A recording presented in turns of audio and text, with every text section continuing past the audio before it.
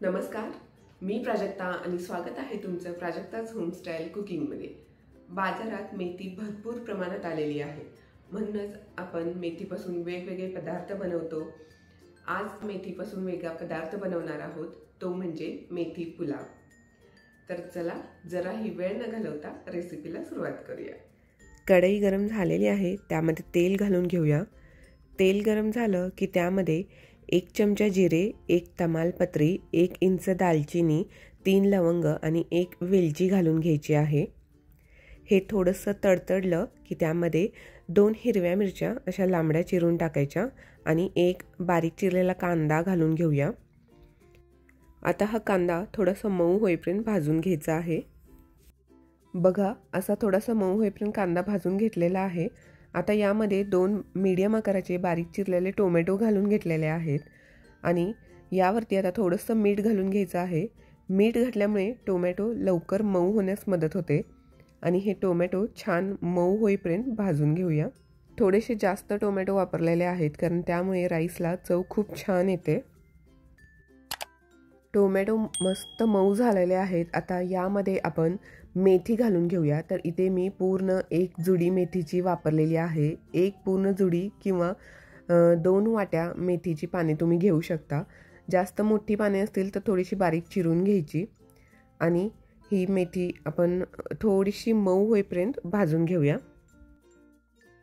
बघा, मेथी एकदम व्यवस्थित मऊ झालेली आहे। आता यामध्ये आपण 1 छोटा चमचा लाल तिखट घालून घेऊया। तिखट तुम्ही तुमच्या आवडीनुसार कमी किंवा जास्त करू शकता। 1 चमचा धनेपूड, अर्धा चमचा गरम मसाला आणि पाव चमचा हळद घालून घ्यायची आहे आणि हे सर्व मसाले 1 मिनिट भाजून घ्यायचे आहेत। मेथी पुलाव बनवत आहे आपण, त्यामुळे यामध्ये जास्त मसाल्याचा वापर नाही करायचा।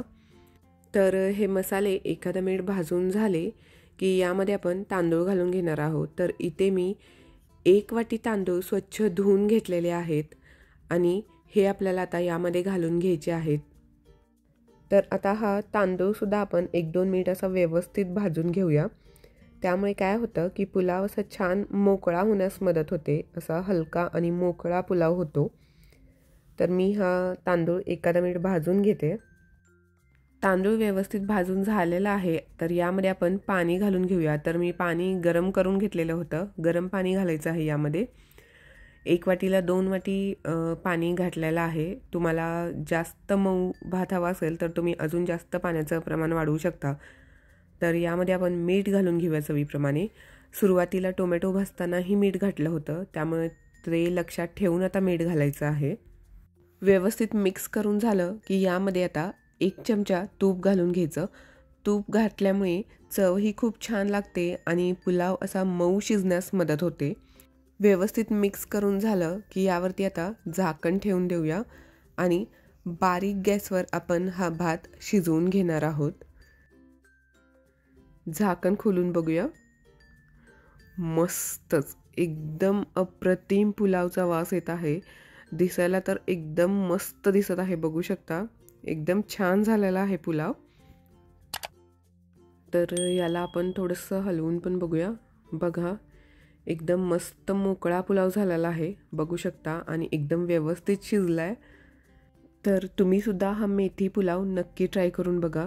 लहान मुले मेथीची भाजी जरी खात नसतील तरी हा पुलाव अगदी आवडीने खातील, कारण याची चव खरंच खूप अप्रतिम होते।